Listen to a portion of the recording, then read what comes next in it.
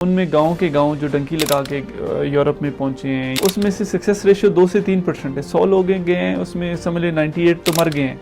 ये बॉर्डर पे उन्होंने डायरेक्ट फायर कर दिया। कैसे पता चलेगा कि हमें जो है वो किसके पास जाना चाहिए? कल से ये न्यूज़ वायरल हुई है कि ट्रंप ने अनाउंस किया है अकॉर्डिंग टू अमेरिकन मीडिया कि हम ट्रैवल बैन कर रहे हैं, बट ऐसा हो नहीं सकता। हमारी फील्ड में अगर कोई बंदा फील्ड चेंज करता है, दैट्स मीन कि वो भगोड़ा है, वो भागने वाला। कंट्रीज हैं जिनका वीज़ा जो है वो रिजेक्ट हो रहे हैं, फॉर एग्जांपल दुबई जी। इसकी क्या वजूहात है, क्या ऐसा रीज़न है? ट्रिकी है और आपकी इंटर में परसेंटेज कम है और आप डायरेक्ट बैचलर अप्लाई करना चाह रहे हैं किसी भी कंट्री का, बिलो ऑन एवरेज बिलो 60%, अगर आपके इंटरमीडिएट में 60% से नीचे हैं तो आपको फाउंडेशन ईयर में लगता है। अच्छा, अगर मैं अप्लाई करती हूँ तो मुझे क्या करना चाहिए? आपको एक अच्छा इंटरव्यू तैयार करना चाहिए, अपना प्लान देना चाहिए, आपने क्यों जाना है। इंटरव्यू कितने मिनट का हो?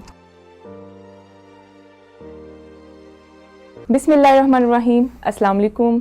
मैं हूं आपकी होस्ट मदीहा बशीर और आप देख रहे हैं मल्टीवुड डिजिटल पॉडकास्ट। और इस वक्त हमारे साथ मौजूद हैं एफएमए ग्रुप ऑफ कंपनीज के सीईओ डॉक्टर अदनान समी। अस्सलाम वालेकुम सर। वालेकुम अस्सलाम, कैसे हैं मैम आप? ठीक है? मैं ठीक हूँ सर, आप कैसे हैं? ठीक है, अल्हम्दुलिल्लाह, अल्लाह का शुक्र। सबसे पहले तो आपको रमज़ान मुबारक। आपको भी बहुत बहुत रमज़ान की मुबारक, इवन कि हमारी ऑडियंस को बहुत बहुत रमज़ान मुबारक। अच्छा सर, मुझे ये बताएं आप कि आपकी ज़िंदगी का वो कौन सा मोमेंट था ऐसा जहां आपने ये सोचा कि आपको एक वीज़ा प्रोसेसिंग कंपनी बनानी चाहिए?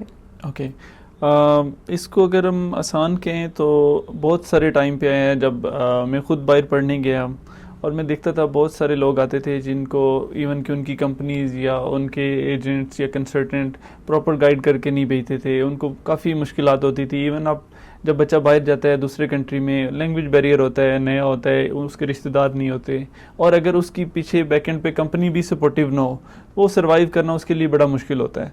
उस मोमेंट पे वाइल जब मैं पढ़ रहा था तो मेरा ख्याल था कि जब भी मैं काम शुरू किया तो मैंने ये करना है। तब मैंने इवन के ड्यूरिंग स्टडीज़ ये काम बिजनेस शुरू किया। तब एक छोटे लेवल पे था ये। तब आपको ये था कि ये एक वक्त में आकर ये एफएमए ग्रुप ऑफ कंपनीज में बदल जाएगी? देखिए, ये एक डेस्टिनी है। मुझे may be very next day का नहीं पता था कि वेरी नेक्स्ट डे क्या होगा। जब स्टार्ट था तो हमें फंड्स की बड़ी शॉर्टेज होती थी कि मे बी हमने नेक्स्ट मंथ रेंट्स कैसे बियर करने हैं या व्हाटएवर, हमने कंपनी कैसे चलानी है, मार्केटिंग, ये अल्लाह की तरफ से है। इसमें बस आपका साथ, आपकी फैमिली, फ्रेंड्स, किन के साथ मिलके आपने ये जो है? इसमें काफ़ी मेरे 2-3 एक कज़न मेरे साथ है, बचपन से अटैच हैं, मैं और वो, और उसके बाद एक दोस्त है। हमने मीन एक समझ लिया, अभी तो हमारे साथ बहुत सारे लोग अटैच हैं जो काम कर रहे हैं। अब बीइंग अ फैमिली हम काम कर रहे हैं और हमारा 150+ स्टाफ है पाकिस्तान में जो हमारी सर्विसेज दे रहा है पाकिस्तान के लोगों को। लेकिन ये स्टार्ट सिर्फ 2 लोगों से है, इस कंपनी का स्टार्ट 2 लोगों से है। और अभी अल्हम्दुलिल्लाह हमारी ग्रुप ऑफ कंपनीज़ है, 11 मुल्कों में हमारे अपने ऑफिसेज़ हैं। उसके बाद ऑल ओवर द वर्ल्ड हम काम कर रहे हैं। बट ये फिर भी बात मैं यही कहूँगा कि कोई भी आप बिज़नेस शुरू करते हैं, आप नेक नीयत से करें। आपको डेस्टिनी का नहीं पता, बट आपकी है डेस्टिनी, आपको अल्लाह पता नहीं कहाँ से कहाँ लेके जाएगा। आप सबसे पहले अपनी कंपनीज के बारे में बताएं कि आपकी कंपनीज जो हैं वो डिफरेंट सिटीज़ में आई थिंक सो वो सर्विसेज अपनी दे रही हैं। जी, हमारी कराची से स्टार्ट होके लाहौर, इस्लामाबाद, मीन जितने भी पाकिस्तान के मेट्रोपॉलिटन सिटीज़ हैं हम उनमें अवेलेबल हैं। उसके बाद अब्रॉड में हमारे ऑफिसेज हैं। इवन हम अगर बात करें मेडिसिन की, MBBS की, BDS एंड MD प्रोग्राम्स, तो हम 22 मुल्कों में डील कर रहे हैं। और उसके बाद non medical all over the world, like जिसमें बैचलर, मास्टर, IT ये प्रोग्राम्स आते हैं। उसके बाद एक सबसे बड़ी हमारी जो इंडस्ट्री है वो है विजिट वीज़ा की, जिसमें बहुत सारे लोगों को ये कन्फ्यूजन होती है कि हमें कोई बहुत भारी बैंक स्टेटमेंट्स चाहिए, बहुत सारे डॉक्यूमेंट्स चाहिए वीज़ा लेने के लिए। और बहुत सारे लोगों का ये ख्याल होता है कि हमें डन बेस के अलावा तो वीज़ा मिल ही नहीं सकता। इवन के कंसल्टेंट्स और agents whatever, they don't have any relation with embassies कि वो आपको 100% वीज़ा दे सके। ये टोटल प्रोसेस बेस्ड है। अच्छा, अभी आजकल जैसे कुछ कंट्रीज़ हैं जिनका वीज़ा जो है वो रिजेक्ट हो रहे हैं, फॉर एग्जांपल दुबई जी। इसकी क्या वजूहात है, क्या ऐसा रीज़न है जिसकी वजह से रेशो ज़्यादा हो रही है? लाइक पाकिस्तान के बहुत से ऐसे डिस्ट्रिक्ट हैं जो ब्लैक लिस्ट हैं। अगर हम बात करें दुबई की, दुबई में मेजर हमारी लेबर इंडस्ट्री अगर हम बात करें तो वो बहुत ज़्यादा थी। लेबर इंडस्ट्री के लोग, ये लेबर से रिलेटेड जो बहुत सारी कंपनीज हायर करती थी, लाइक क्लीनिंग में, ड्राइवर में, छोटी जो जॉब्स जिसको आप माइनर्स जॉब कह सकते हैं, और उसमें एजुकेशन का बड़ा रोल होता है क्योंकि वो पढ़े लिखे नहीं हैं। रूल्स एंड रेगुलेशन यूएई में बहुत ज़्यादा हैं, लोग फॉलो नहीं करते थे। इवन कुछ कैटेगरी हमारी पाकिस्तान से ऐसी गई जिन्होंने वहाँ पे जाके भीख मांगना शुरू की, और इवन के ministry of foreign affair UAE ने काफ़ी बार पाकिस्तान को भी इस चीज़ के लिए नोटिफाई किया कि आप इनको कंट्रोल करें। उसके बाद सबसे बड़ा मसला ये भी नहीं था, मसला तब आया जब हमारे लोग पॉलिटिकली एक्टिव हो गए, वहाँ पोस्टिंग शुरू कर दी, और इन्होंने ट्राई की कि कुछ किसी ना किसी पार्टी से रिलेटेड होके उस चीज़ों को जो बियरेबल नहीं थी यूएई के लिए, उन्होंने फिर पाकिस्तान पे पहले रिस्ट्रिक्शंस लगाई, फिर उन्होंने वीज़ास ख़त्म कर दिए, ऑलमोस्ट ख़त्म कर दिए थे, फैमिलीज़ को दे रहे थे। बट अभी यूएई ने विज़िट वीज़ा स्टार्ट कर दिया पाकिस्तान के लिए अभी। लेकिन जेन्युइन जो टूरिस्ट है जिसके पास बैंक स्टेटमेंट है, वो मांग रहे हैं कि 180 डेज़ की आपके पास बैंक स्टेटमेंट होनी चाहिए, अराउंड $4000 मीन पाकिस्तानी 11 लाख 11.5 लाख रुपए आपके पास हैं तो आपको ये वीज़ा देगा। अदरवाइज जो है वो रिफ्यूज़ हो जाएगा। और अगर आप फैमिली के साथ अप्लाई कर रहे हैं यूएई का विजिट वीज़ा तो वो आपका रिफ्यूज़ नहीं हो रहा। इवन के कुछ टाइम पहले अगर हम स्टार्ट ऑफ जनवरी की बात करें 2025 में, तो फैमिलीज़ को भी नहीं दे रहे थे क्योंकि बहुत सारी लोग बीइंग अ फैमिली वीज़ा लेके सिंगल ट्रैवल करते थे और वहाँ जाके दूसरी एक्टिविटीज़ में थे। अच्छा, मैं आपसे ये पूछना चाह रही हूँ कि हमारे मिडिल ईस्ट में जो फैमिलीज़ हैं जो अपनी फैमिली को आगे यूरोप में सेटल करना चाहती हैं, तो उसके लिए क्या करना चाहिए उनको? ओके, डिपेंड करता है आप किस कैटेगरी पे हैं। अगर गोल्फ की बात करें, पूरी मिडिल ईस्ट जितना भी है, इसमें आपको कुछ कंट्रीज़ में अकामा कहते हैं, कुछ में एमिरेट्स आईडी कहते हैं। ओवरऑल इसको कह लें तो आप आईडी, कतर आईडी कह लें, एमिरेट्स आईडी कह लें, या आप सऊदीया में तो आप इसको अकामा कह लें, बहरीन, व्हाट्सएवर, जो भी आप किसी भी गोल्फ कंट्री में हैं, उसके ऊपर आपकी पोजीशन और डेजिग्नेशन होती है। आप किस एज अ लेबर में आए हैं, एज अ किसी मैनेजर पोस्ट पे हैं, सोशल मीडिया से रिलेटेड हैं। अगर आपकी पोस्ट अच्छी है, पोजीशन अच्छी है, जो आपके पास वर्क वीज़ा कैटेगरी के आप गए हैं, तो और आपके पास 3 मंथ की एक स्टेबल बैंक स्टेटमेंट है जिसमें आपको पैसे आ रहे हैं कंपनी से, तो आप अप्लाई कर सकते हैं। आप यूरोप का वीज़ा इजीली अप्लाई कर सकते हैं। उसमें अगर हम यूरोप की वीज़ा रेशो की बात करें या कंट्रीज़ की बात करें, कौन सी बेस्ट रही हैं वीज़ा में, इवन के पाकिस्तान से स्पेन, फ्रांस, इनकी बहुत अच्छी है। अगर आपकी रिफ्यूज़ल है फिर जर्मनी करें। कुछ टाइम पहले ऑस्ट्रिया बहुत अच्छा चल रहा था। और इसका वीज़ा रेशो की जो है एक सीज़न होता है, हर एम्बेसी एक सीज़न वाइज वीज़ास देती है, उसके बाद वो स्टॉप करती है, नेक्स्ट स्टार्ट करती है। ये शेंजन की बात कर रहा हूँ मैं। शेंजन जोन में 32 मुल्क आते हैं अभी, मैं उनकी बात कर रहा हूँ। बाकी एम्बेसीज या बाकी कंट्रीज जितनी हैं उनकी वीज़ा पॉलिसीज़ और हैं, but as compare to Pakistan से, गोल्फ से, यूरोप का वीज़ा ईजी है। अच्छा, कभी ऐसा वक्त आया है कि आपको लगा हो कि आपको ये फील्ड छोड़ देनी चाहिए, और अगर आया है तो वो ऐसा क्या लम्हा था और आपने इसको कैसे हल किया, और अभी तक जो है स्टिल आप जो है वो इसमें हैं इसको मैनेज करने? अभी तक अल्लाह का शुक्र है, इस फील्ड थोड़ी सी टफ़ है। इसमें हमारे पास चैलेंज बहुत ज़्यादा हैं। आए दिन रिक्वायरमेंट्स चेंज हो रही हैं, आए दिन पॉलिसीज़ चेंज हो जाती हैं। इवन के विजिटर वीज़ा है, स्टूडेंट है, या इवन के मेडिसिन का बच्चा है, तो उसकी भी पॉलिसीज़ कंट्री टाइम के साथ वेरी कर रही होती हैं, डिफरेंट हो जाती हैं। बट नहीं, हमने कभी इसको ना छोड़ने का सोचा है, ना चेंज करने का सोचा है कि हम इसको छोड़ दें या चेंज कर लें, फील्ड चेंज कर लें, ऐसा नहीं है। हमारी फील्ड में अगर कोई बंदा फील्ड चेंज करता है, दैट्स मीन कि वो भगोड़ा है, वो भागने वाला है, वो पैसा इकट्ठा करेगा, भाग जाएगा। अगर आप इस फील्ड में कंटिन्यू आ रहे हैं, एक अच्छे मीन 8 साल से हम लोग काम कर रहे हैं ये वाला, और अभी भी अल्लाह का शुक्र है सेम नंबर हम यूज़ कर रहे हैं, आज तक नंबर नहीं चेंज किया। कोई भी हमारा क्लाइंट ट्राई करता है, नंबर बंद नहीं होता। और इसमें मेन ये कि आप क्लाइंट का ट्रस्ट कैसे डेवलप करते हैं। अगर आप फील्ड चेंज करते रहेंगे या इसको छोड़ते रहेंगे या सोचेंगे छोड़ दें, कोई और बिज़नेस करें, ऐसा नहीं है। ये एक समझ लें स्टेबल बिज़नेस है, और ये ऐसा बिज़नेस है लाइक अ वाइफ, आपको जैसी भी मिली आपने चलाना है, ये ऐसा है। अच्छा, आपके बिजनेस की सबसे बड़ी यूएसपी क्या है जो आपको लगता है कि दूसरों से आपको अलग करती है? ओके, हमारे पास मोस्ट ऑफ द हमारे पाकिस्तान में जो कंसल्टेंट्स हैं या एजेंट्स हैं या कंपनीज़ हैं, वो काम कर रही हैं हाई प्रोफाइल पे। लाइक बच्चे का बैंक स्टेटमेंट अच्छी है, या फैमिली आई है, वो पढ़ी लिखी है, बैंक स्टेटमेंट अच्छी है, उनकी ट्रैवल हिस्ट्री अच्छी है, वो ऑलरेडी वेल स्टेबल हैं, उनके पास यूएस है या यूके है या कनाडा व्हाट्सएवर को वीज़ा है, वो आगे उनके बच्चों को एंटरटेन कर रहे हैं। हम उस क्लास को कर रहे हैं जिसके पास प्रॉपर नॉलेज नहीं है, प्रॉपर डॉक्यूमेंटेशन नहीं है, कह लें उनको डॉक्यूमेंट्स का गाइड करते हैं, उनको समझ लें 0 से लेके 100% तक प्रॉपर कंसल्टेंसी दे रहे हैं।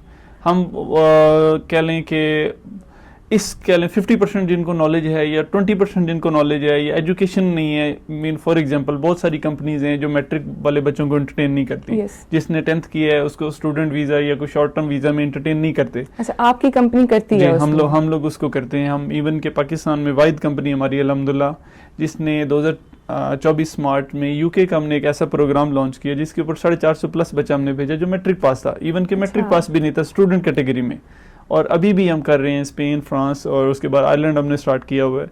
एक वो क्लास जिसको कभी भी ये लग ही नहीं सकता था कि वो स्टूडेंट कैटेगरी में भी बाहर जा सकते हैं, हम उनको भी इंटरटेन कर रहे हैं। अच्छा, मुझे ये बताएं कि क्या कभी ऐसा हुआ कि आपको लगा हो कि आप किसी का वीज़ा जो है वो प्रोसेस करने जा रहे हैं, आपको 100% चांसेस हैं वो रिजेक्ट हो गया हो, उसकी क्या वजह? ऐसा कई बार होता है। हमारे पास कह लें कि बड़ी साउंड फैमिलीज आती हैं, उनकी प्रोफाइल देख के लग रहा होता है कि ये इंटरव्यू दे लेंगे। कुछ कंट्रीज़ का इंटरव्यू बेस्ड होता है, कुछ कंट्रीज़ का डॉक्यूमेंट बेस्ड है। और कई बार ऐसा होता है कि हम मायूस हो जाते हैं, हम जबकि 100% श्योर होते हैं कि इनका वीज़ा रिफ्यूज़ नहीं हो सकता। बट हमारा एक शुरू से यही कह लें आवाज़ कह लें मार्केट में कि हमने कभी भी किसी को डन बेस नहीं किया। आज तक हम ना डन बेस करते हैं ना वर्क परमिट्स में डील करते हैं। हमने ना वर्क परमिट करना है ना डन बेस करना है, क्योंकि ये होता ही नहीं है। वर्क परमिट कुछ कंट्रीज़ का होता है बट डन बेस किसी का भी नहीं होता। और बहुत सारे लोग आते हैं, इवन के हम कंसल्टेंसी बेस्ड काम करते हैं, हमें ऑफर देते हैं जी हम आपको ₹1 करोड़ देंगे, 2 करोड़ रुपए देंगे, आप हमारा वीज़ा प्रोसेस करें और हमारे से डन बेस पे बात करें। अनटिल कोई बंदा नहीं जानता कि इसका वीज़ा लगना है या नहीं लगना। आपको कोई पहले मतलब प्री श्योरिटी नहीं होती कि इसका वीज़ा हो गया है।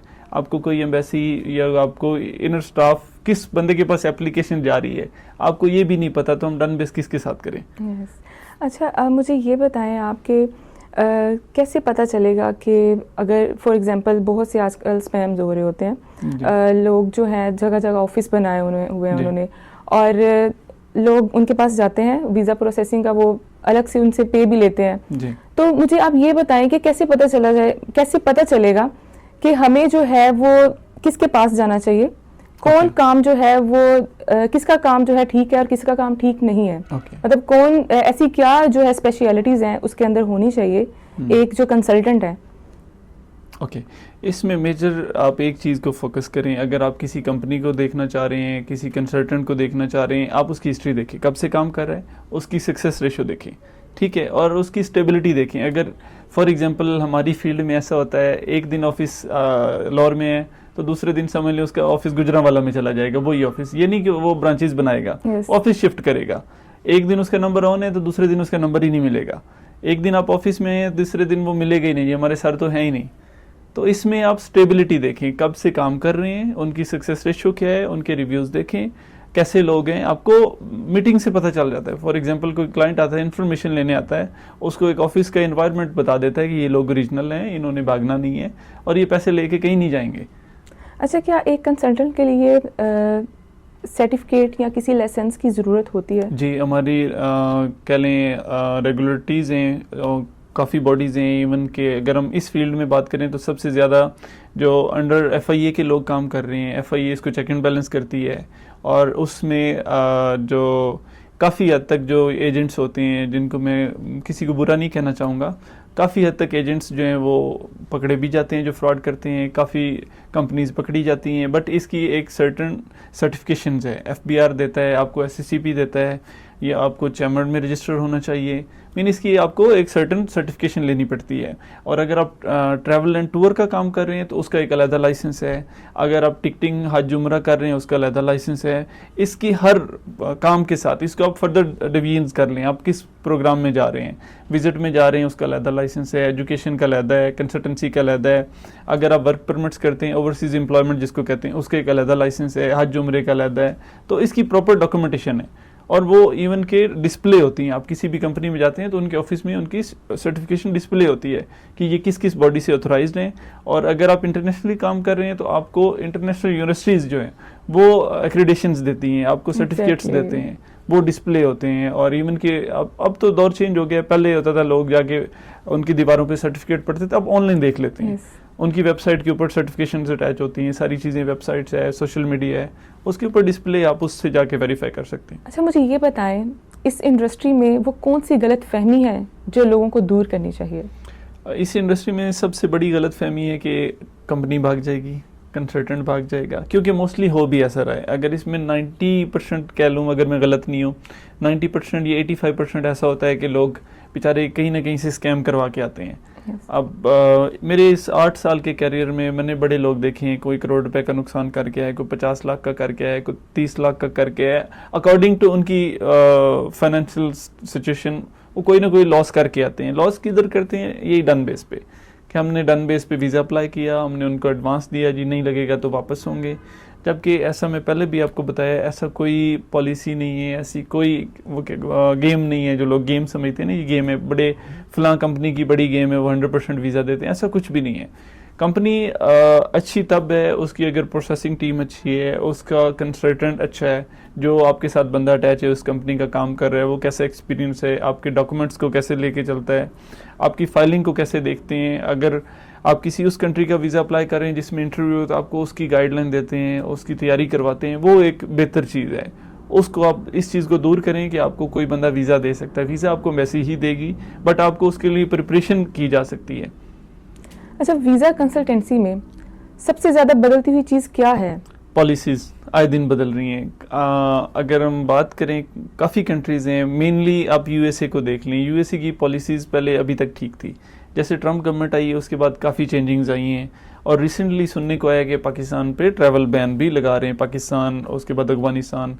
जब लास्ट टाइम ट्रम्प आया था, इसने 7 कंट्रीज़ को बैन किया था, ट्रैवल बैन, बट वो टेम्परेरी था, वो 2 मंथ के अंदर अंदर ख़त्म कर दिया था इन्होंने। अभी कल से ये न्यूज़ वायरल हुई है कि ट्रम्प ने अनाउंस किया है, अकॉर्डिंग टू अमेरिकन मीडिया, कि हम ट्रैवल बैन कर रहे हैं, बट ऐसा हो नहीं सकता। पाकिस्तान हमारा नेबरिंग कंट्री इंडिया है। इंडिया की यूएस के साथ E2 ट्रीटी नहीं है, पाकिस्तान के साथ है। E2 treaty is a business immigration, E2 हम उसको कहते हैं, $1 लाख से स्टार्ट होती है। अगर उन्होंने ट्रैवल बैन करना हो तो पाकिस्तान के साथ ये ट्रीटी ना हो, और अगर इंडिया के साथ ये E2 ट्रीटी हो तो इंडिया का समझ लें 90% लोग $1 लाख तो आराम से अफोर्ड करते हैं, वो सारे यूएस में मूव हो जाएं। लेकिन ये E2 ट्रीटी पाकिस्तान के साथ है, इसमें कुछ पॉलिसीज़ ऐसी हैं यूएस की जो पाकिस्तान के साथ बहुत अच्छी हैं, बट होपफुली हमारे तो यही है कि पॉलिसीज़ बहुत बदलती हैं, रिक्वायरमेंट्स चेंज हो जाती हैं। आपकी कंपनी कैसे एडजस्ट करती है? इसमें हमें करना ही पड़ता है। हमें रिक्वायरमेंट्स अगर बदल रही हैं, फॉर एग्जांपल आपका कोई ऑन गोइंग केसेस चल रहे हैं, आपके पास किसी क्लाइंट का केस ऑलरेडी आप उसको प्रोसेस कर रहे हैं, पॉलिसीज़ बदल गई हैं, फिर टाइम फ्रेम चेंज हो जाता है।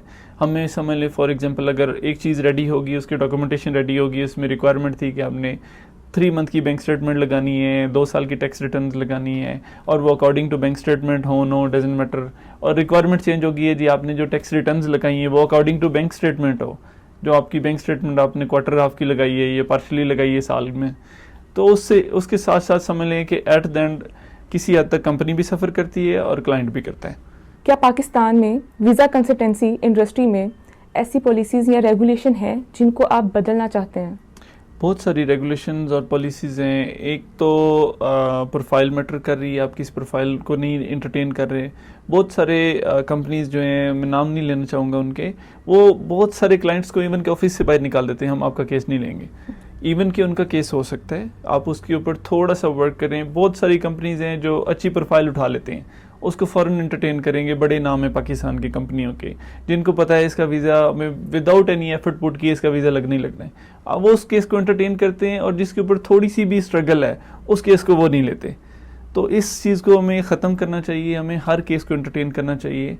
आपकी कंपनी ये काम करती है? हमारी कंपनी ये काम करती है। हम उस केस को भी लेते हैं जिसमें 5% जान है, और उसमें 90% अपनी एफर्ट पुट करते हैं, उसको 95 पे लेके जाते हैं, उस ताकि उसको कोई ना कोई किसी ना किसी कंट्री का वीज़ा मिले। इस टाइम पाकिस्तान की जो फाइनेंशियल सिचुएशन है या एम्प्लॉयमेंट सिचुएशन आप कह लें, बहुत सारे लोग बेचारों को ज़रूरत है इस चीज़ की कि वो उनको किसी ना किसी अच्छे मुल्क का वीज़ा मिले, अपना फ्यूचर देख सकें उसमें वो। क्या कोई ऐसा क्लाइंट था जिसका आपको लगा हो कि इसका जो है 5% भी चांसेस ना हो, और आपने वो केस जो है वो ले लिया जी, तो वो जो है उसका वीज़ा भी ओके हो गया? जी, बहुत सारे केसेस हैं। इसमें मोस्टली यूएसए में ऐसा होता है।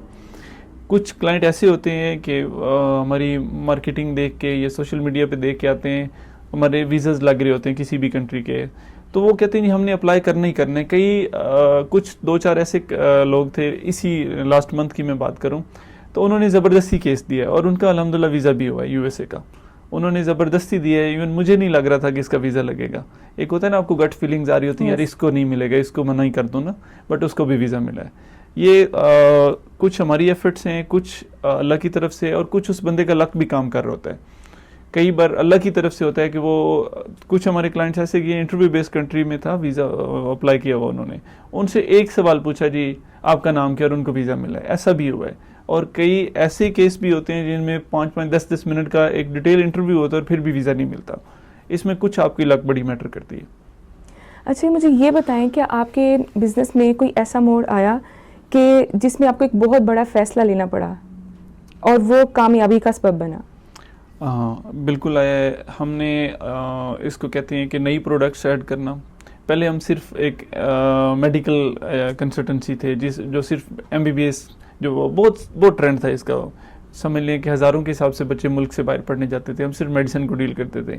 फिर हमें उसका फ्यूचर ये नज़र आया कि ऑलरेडी पाकिस्तान में 7 से 8 हज़ार डॉक्टर जो इस टाइम विदाउट जॉब बैठे हैं और इनका फ्यूचर बाहर है।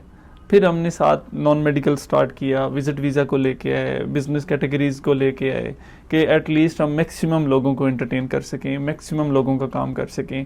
और कुछ प्रोडक्ट होती हैं जिनकी एक्सपायरी होती है। इस बिज़नेस में ये ज़रूरी नहीं आपने कब शुरू किया, इसमें ये ज़रूरी है आपने उससे एग्ज़िट कब लिया। अगर एक कंट्री की वीज़ा पॉलिसी अच्छी जा रही है और आपको नज़र आ रहा है कि इसका इन फ्यूचर 1 महीने 2 महीने बाद इसका डाउनफॉल आना शुरू हो रहा है, तो आप नई इसमें इनरोलमेंट रोक देते हैं। हम कहते हैं इसको अब फर्दर हमने नहीं करना। कुछ कैटेगरीज हमने की जो हमने दिसंबर में हमने क्लोज़ कर दी, मार्च 2024 में शुरू की, दिसंबर 2024 में क्लोज़ कर दी, जबकि मार्केट के लोग अभी उसके रिफ्यूज़ल्स शेयर कर रहे हैं। हमने ऑलरेडी उससे एग्जिट ले लिया था कि अब इसका और फ्यूचर नहीं है, तो इसमें एग्जिट बहुत ज़रूरी है। अच्छा, मुझे आप ये बताएं कि बहुत से स्टूडेंट्स ऐसे होते हैं जिनकी जो डिग्री है वो बाहर अप्लाई नहीं कर सकते, इतनी वैल्यू नहीं रखती, या बाहर की यूनिवर्सिटीज़ उनको लेती नहीं है। तो ऐसे स्टूडेंट्स को क्या करना चाहिए, या वो कौन से कोर्सेज उनको करने चाहिए कि वो स्टडी बेस पे बाहर जा सकें? इसमें मैटर कर रहा है, अगर आप मैट्रिक के स्टूडेंट हैं, इंटर किया है और आपकी इंटर में परसेंटेज कम है और आप डायरेक्ट बैचलर अप्लाई करना चाह रहे हैं किसी भी कंट्री का, ऑन एवरेज बिलो 60%, अगर आपके इंटरमीडिएट में 60% से नीचे हैं तो आपको फाउंडेशन ईयर में लगता है। आप किसी भी कंट्री में जाते हैं, यूरोप कर लें, यूके कर लें, ऑस्ट्रेलिया कर लें, कनाडा, इवन USA, अगर आप बिलो 60 चले जाते हैं तो फिर आपको फाउंडेशन लग जाता है। फाउंडेशन ईयर एक आप लगाएंगे, उसमें काफ़ी ग्रुप्स होते हैं जो फाउंडेशन ईयर ऑफर करते हैं, फिर उनका ही आगे एग्रीमेंट्स हैं जो स्टडी ग्रुप्स उनको हम कहते हैं, वो आगे फर्दर आपको यूनिवर्सिटी में बैचलर में 1 साल के बाद एडमिशन दे देते हैं।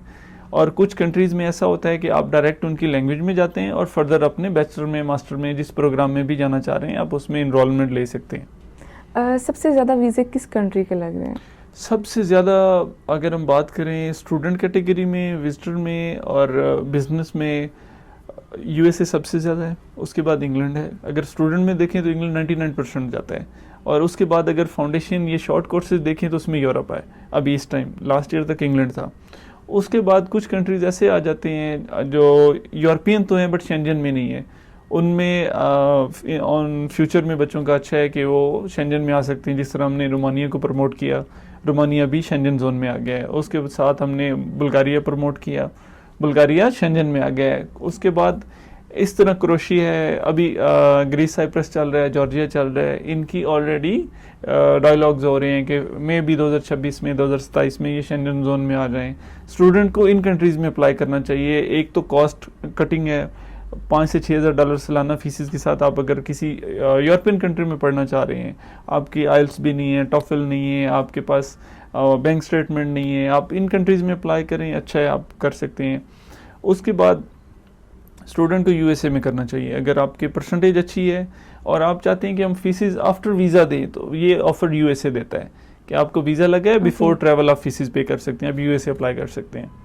यूके की क्या पॉलिसी है? यूके की पॉलिसी है कि आपको एटलीस्ट 4 से 5,000 पाउंड इनिशियल डिपॉजिट देना है, ठीक है। उसके बाद आपको बैंक स्टेटमेंट चाहिए, आपको 1 साल के एक्सपेंस प्लस रिमेनिंग फ़ी की, उसके बाद आप यूके अप्लाई कर सकती हैं। अच्छा, मुझे ये बताएं, बहुत से ऐसे स्टूडेंट्स हैं जो बाहर जाना चाहते हैं लेकिन उनके पास जो है बैंक स्टेटमेंट नहीं है, आपकी कंपनी जो है वो उसमें लोगों की कैसे हेल्प करती है?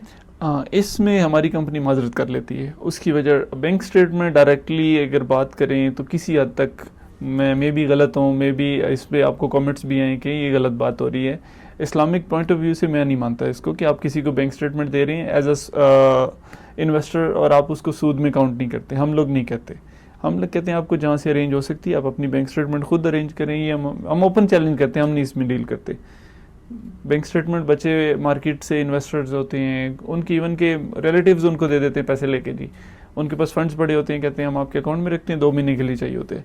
तो हम ऑन एवरेज मार्केट में 3% से लेके 5% तक लोग पैसे लेते हैं, इवन कि उनके रिश्तेदार लेते हैं। हमारे पास तो डेली बेस के केसेस आते हैं। तो आप इस मामले में मतलब इसमें आप हेल्प क्यों नहीं करते? आपकी कंपनी इस पे काम क्यों नहीं कर रही? हम इस पे नहीं काम करेंगे, ना इस पे करते हैं ना करेंगे। एक हमारी SOP बनाई हुई है कि जहाँ भी सूद इन्वॉल्व है, इंटरेस्ट इन्वॉल्व है, हम उस पे काम नहीं करते। अच्छा, बहुत से ऐसी कंपनीज हैं जो बैंक स्टेटमेंट के नाम के ऊपर बहुत से पैसे लोगों से ले रहे हैं। बहुत सारे और लोग हैं। उसके बावजूद भी वीज़ा जो है वो रिजेक्ट हो जाता है। देखिए, बैंक स्टेटमेंट आपको कभी भी श्योरिटी नहीं देती आपके वीज़ा की। वो प्रूफ ऑफ फंड्स हैं कि आपके पास हैं, आप वहाँ पे एक्सपेंस करेंगे, अपनी रिमेनिंग फ़ी देंगे। इवन कि विजिट में भी है कि वो प्रूफ ऑफ फंड्स हैं कि आपके पास एक सोर्स है इनकम का। पहले है कि जी पैसे आ कहाँ से रहे हैं। अगर विजिट कैटेगरी में जाएं तो एम्बेसी का मेन कंसर्न होता है इसको पैसे कहाँ से आ रहे हैं और क्या इसके पास स्टेबल इनकम है। अगर स्टेबल इनकम है फिर इसके एक्सपेंस क्या है पाकिस्तान में, ये सारी कैलकुलेशन के बाद आपको वीज़ा मिलता है। और काफ़ी सारे लोगों की ये गलतफहमी होती है कि हमारे पास अगर बैंक स्टेटमेंट है और उसमें फर्स्ट डे से एंड तक 50 लाख पड़ा है, हम उसको यूज़ नहीं कर रहे, उसमें कोई रेगुलर फंड नहीं आ रहा और हम एम्बेसी जमा करेंगे आपको वीज़ा मिलेगा। इस तरह ब्लॉक बैंक स्टेटमेंट या ब्लॉक अकाउंट के ऊपर वीज़ा नहीं मिलता। एम्बेसी देखती है कि इसकी स्टेबिलिटी क्या है, अपने कंट्री में स्टेबल कितना है, इसकी रनिंग इनकम क्या है, इसको पैसा कहाँ से आ रहा है और इसके एक्सपेंस क्या है।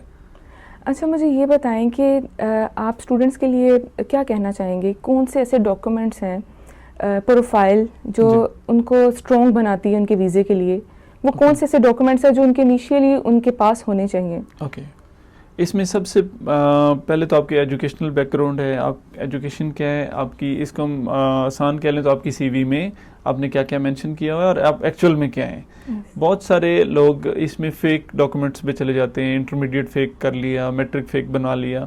इसको अवॉइड करें, ये बहुत बड़ा समझने गलत काम है। इन फ्यूचर अगर आप किसी भी कंट्री चले जाते हैं और उनकी PR पॉलिसी है कि आप वहाँ से ग्रेजुएशन करते हैं, मास्टर करते हैं तो आपको PR देंगे, तब वो आपकी डिग्रीज वेरीफाई होती हैं। अगर वो वेरीफाई नहीं हो तो आपकी टोटल स्ट्रगल वेस्ट हो जाती है। आप डॉक्यूमेंट्स जो भी लगाएं, आपके चाहे 50% है, 40% है, इवन कि हमने 34% वाले बच्चों को भी भेजा हुआ है ओरिजिनल डॉक्यूमेंट्स के ऊपर। अच्छा, ऐसा होता है कि स्टडी में गैप आ जाता है जी, तो उस गैप के साथ आप कैसे जो है किसी स्टूडेंट का वीज़ा प्रोसेस कर सकते हैं? ओके, गैप कवर करने के काफ़ी जो आसान और जो जस्टिफाइबल एविडेंस हैं वो ये हैं कि अगर आप अपनी फील्ड रिलेटेड, फॉर एग्जांपल अगर किसी ने बैचलर किया है IT में और उसकी फील्ड रिलेटेड एक्सपीरियंस है और आगे वो मास्टर में दाखिला लेना चाह रहा है तो उसका गैप कवर हो जाता है। उसको गैप कंसीडर ही नहीं किया जाता क्योंकि वो अपनी फील्ड में काम कर रहा है, उसकी जॉब का एक्सपीरियंस लग जाता है, कंपनी एक्सपीरियंस दे देती है कि ये हमारे पास काम कर रहा था, IT रिलेटेड है, या फॉर एग्जांपल कोई डाइट एंड न्यूट्रिशन है तो उसने किसी इस तरह की फील्ड में काम किया है, कोई डॉक्टर है उसने अपनी फील्ड में काम किया है, हाउस जॉब की है, या उसने क्लिनिकल रोटेशंस में गया है, तो वो गैप कवर हो जाता है। इवन के आप मैकेनिकल से, ऑटोमोबाइल से, किसी भी इंडस्ट्री से आपको अपनी कंसर्न फील्ड के साथ एक्सपीरियंस आप लगा के गैप कवर कर सकते हैं। अगर गैप के बाद आपको याद आया कि आपने अब जनाब बाहर जाना है और वीज़े के लिए अप्लाई करना है और उस गैप पीरियड में आप सिर्फ टिकटॉक देखते रहे हैं, तो उनके लिए आप क्या कहना चाहेंगे? उनके लिए मैनेजेबल है, वो भी मैनेज कर सकते हैं क्योंकि पाकिस्तान में अभी तक हमारे मोस्टली काम जान पहचान पे चल रहे होते हैं। किसी न किसी के यार दोस्त की कंपनी होती है, कोई ना कोई वो काम कर होता है आपकी ही इंडस्ट्री रिलेटेड, फील्ड रिलेटेड, तो वो इंटरटेन हो जाता है बच्चा, उसका इतना मसला नहीं है। और कुछ कंट्री में गैप अब है कितना, 5 साल का है, 4 साल का है। कुछ यूनिवर्सिटीज़ और कुछ सर्टन कंट्रीज़ हैं जो 2 साल से ज़्यादा नहीं लेते, फिर कोई 5 साल तक लेती हैं, कोई यूनिवर्सिटी 10 साल तक भी गैप ले लेती हैं। फिर कुछ होता है कि बच्चे कहते हैं जी पहले उन्होंने बैचलर किया, फिर 4-5 साल 7 साल कुछ नहीं किया, फर्दर वो चाहते हैं जी हम स्पाउस और बच्चों के साथ हम जाएं, वीज़ा अप्लाई करें, स्टडी कैटेगरी में जाएं। फिर उनके लिए थोड़ी सी स्ट्रगल होती है, उनको चीज़ें मैनेज करनी होती हैं, बट उनका भी हो जाता है। अच्छा, मुझे ये बताइए डंकी क्या है, आप इसको कैसे जस्टिफाई करते हैं? डंकी एक बहुत ही गलत और इलीगल वे है। बहुत सारे लोग कुछ डिस्ट्रिक्ट्स हैं पाकिस्तान के, मैं नाम नहीं लूँगा, उनमें गांव के गांव जो डंकी लगा के यूरोप में पहुंचे हैं या यूके गए हैं या यूएसए गए हैं, मेक्सिको गए हैं, और उनमें अगर सक्सेस रेशियो देखें तो 3 से 4% है। इनके 100 लोगों ने डंकी लगाई है, इलीगल वे से बॉर्डर क्रॉस किए हैं। काफ़ी कंट्रीज़ के बॉर्डर क्रॉस करके लोग जाते थे पहले, उसमें से सक्सेस रेशियो 2 से 3% है। 100 लोग गए हैं, उसमें समझ लें 98 तो मर गए हैं, या बॉर्डर पे उन्होंने डायरेक्ट फायर कर दिया, उनको मार दिया है। कोई समंदर में कश्ती डूब गई। आप रिसेंट वाकया देखते हैं कि आज फलां जगह अफ्रीका से कश्ती जा रही थी स्पेन, वो डूब गई, उसमें लोग मर गए। ग्रीस से जा रही थी, यूनान जिसको कहते हैं आप उर्दू में, यूनान से लोग जा रहे थे, वो मर गए। ये बहुत गलत और इलीगल वे है, इसमें कोई सक्सेस नहीं है, इसको कोई कंपनी नहीं करती। ये सिर्फ फ्रॉडिये जो लोग हैं, जो एजेंट हैं, माफिया है जिसको कहते हैं, ये लोग इस चीज़ को प्रमोट करते हैं और 30-30, 40-40, 50-50 लाख लोगों से लेते हैं और उनकी जान का भी खतरा होता है। इवन कि इसका इतना क्रेज़ है कुछ डिस्ट्रिक्ट्स में, अगर एक फैमिली के 3 भाई हैं तो 2 मर गए, कहते हैं तीसरा तो हमारा पहुंचेगा। मैं डिस्ट्रिक्ट का नाम नहीं लेना चाहूँगा, उधर ये ट्रेंड है, कहते हैं हमारा 2 तो पहुंच गए हैं ना जी। लोग रिस्क लेते हैं, 2 मर भी जाएं, एक तो हमारा बच्चा पहुंच जाएगा। इवन के वालदेन से मैंने डायरेक्ट सुना है, कुछ वालदेन ऐसे हमारे पास आते हैं जी, हमारे बच्चे को डंकी लगवा दें आप, हमारे बच्चे की एजुकेशन नहीं है, विजिट वीज़ा भी इसका नहीं हो सकता, हमारे पास कोई फाइनेंसेस नहीं है, या हमारी कोई इनकम नहीं शो हो सकती, डॉक्यूमेंट्स है नहीं, ट्रैवल हिस्ट्री नहीं है। तो आप कैसे फैसिलिटेट करते हैं? हम लोग ऐसी प्रोफाइल को फैसिलिटेट नहीं करते ना, हम लोग डंकी करते हैं। ऐसे लोगों के लिए कोई बात ऐसी लाइक के वो भी बाहर जा सकते हैं विदाउट डंकी? जी जा सकते हैं, लीगल वेज हैं। आप लैंग्वेज कोर्सेज हैं, उसमें एजुकेशन नहीं चाहिए आपको। एक लिमिटेड 30 से 40 लाख रुपए की स्टेटमेंट देनी है जो आपके साल के एक्सपेंस हैं, वो चाहे आप किसी इन्वेस्टर से लें या किसी लोग से लें, आप उसमें अप्लाई करें, उसमें वीज़े भी लगते हैं। लोग लीगल वे से जाते हैं और आगे इवन उसके ऊपर काम भी अलाउ होता है, आप उस कैटेगरी को स्विच कर सकते हो। बहुत सारी कैटेगरीज हैं, ज़रूरी आखिरी ऑप्शन नहीं है कि आपने अपनी जान और माल दोनों को रिस्क पे लगाना है, और उसमें कामयाबी भी नहीं है। अगर 100 में से 2 बंदे जिंदा पहुंच गए हैं तो ये कोई कामयाबी नहीं है, ये गलत बात है। और ह्यूमन ट्रैफिकिंग बहुत बड़ा जुर्म है जो लोग करते हैं, फिर उनके ख़ानदान भी या तो जेलों में नज़र आते हैं या लोग कब्रिस्तानों में नज़र आते हैं। अच्छा, मुझे FMA ग्रुप ऑफ कंपनीज की कामयाबी का राज बताएं। अल्लाह का शुक्र है, हमारी एक तो स्ट्रेट फॉरवर्ड हैं, हमने किसी को लारा नहीं लगाया। दूसरा ये है कि हम जो काम हो सकता है वो बता देते हैं, जो नहीं हो सकता उसको कहते हैं कि आपकी चांसेस ये हैं, इसमें हो सकता है, नहीं हो सकता, आप ट्राई करना चाहते हैं तो कर लें। कुछ कंट्रीज़ ऐसी हैं जिसको आप ट्राई करें, उसका वीज़ा समझ लें। पाकिस्तान में मोस्टली वर्ड कहते हैं जी तुका बेस है, कई बार आपका तुका भी लग जाता है वीज़ा में, ठीक है, जिसमें डॉक्यूमेंट नहीं रिक्वायर्ड होते। जैसे आपने छोटा सा एक आसान सा 2 से 3 मिनट का इंटरव्यू देना है, इसमें सबसे बड़ा जो तुका बेस वीज़ा है वो USA का है। अगर मैं इवन खुद भी अप्लाई करता हूँ और आप करते हैं और मे बी आपका स्टाफ कोई कर देता है। अच्छा, अगर मैं अप्लाई करती हूँ तो मुझे क्या करना चाहिए? आपको एक अच्छा इंटरव्यू तैयार करना चाहिए, अपना प्लान देना चाहिए, आपने क्यों जाना है। इंटरव्यू कितने मिनट का हो? 3 से 4 मिनट का इंटरव्यू। बेसिक क्वेश्चंस हैं आपके बारे में, आपकी फाइनेंस के बारे में, आपकी जॉब के बारे में। आपने USA जाना है तो फॉर एग्जांपल वहाँ क्यों जाना है, क्या देखना चाह रहे हैं। आपकी जो कंपनी है वो फैसिलिटेट करती है? जी, हम लोग करते हैं, इसमें फैसिलिटेट करते हैं। ओके। अच्छा, मुझे ये बताएं कि बहुत सी ऐसी कंपनीज हैं जो जिनको कुछ नहीं आता जी, ठीक है, मैं स्ट्रेट फॉरवर्ड बात करूंगी। बहुत से ऐसे लोग हैं जिन्होंने छोटे छोटे जो है ऑफिस ओपन किए हुए हैं अपने, और वो वीज़ा कंसल्टेंसी के नाम पर लोगों के साथ फ्रॉड कर रहे हैं, ठीक है। तो खुद भी वो तो खसारे का शिकार होते हैं और लोगों को भी करते हैं।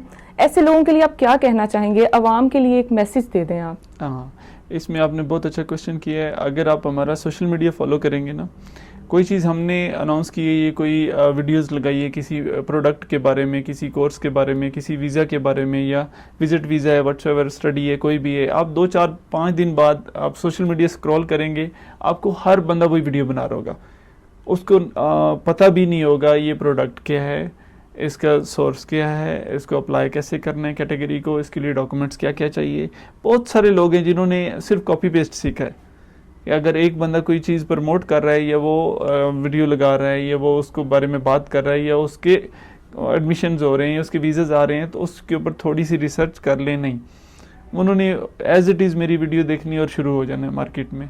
ये मैं चैलेंज करता हूँ। अगर मैं कल को कोई वीडियो लगाता हूँ ना कि फॉर एग्जांपल FMA बगैर पासपोर्ट के बाहर भेज रहा है, तो आप 4-5 दिन बाद देखेंगे 10 कंपनी और कह रही होंगी हम बगैर पासपोर्ट के बाहर भेजेंगे, जबकि ये मुमकिन नहीं है। ऐसा ही है जी, उनको थोड़ी सी नॉलेज होनी चाहिए, थोड़ा एक्सपीरियंस बड़ा मैटर करता है। हमारा 8 साल का एक्सपीरियंस है, इसमें आपको प्रोफाइलिंग आ जाती है, आपको क्लाइंट का पता चल जाता है, आपको सबसे बड़ा समझ लें बैकबोन जो कंपनी की होती है वो वीज़ा प्रोसेसिंग है।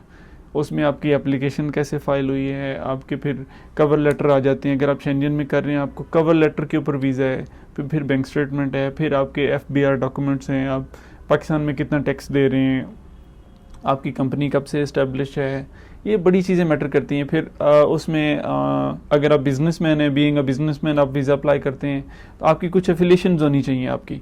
जिस तरह चैम्बर ऑफ कॉमर्स है, हर शहर की एक अपनी है।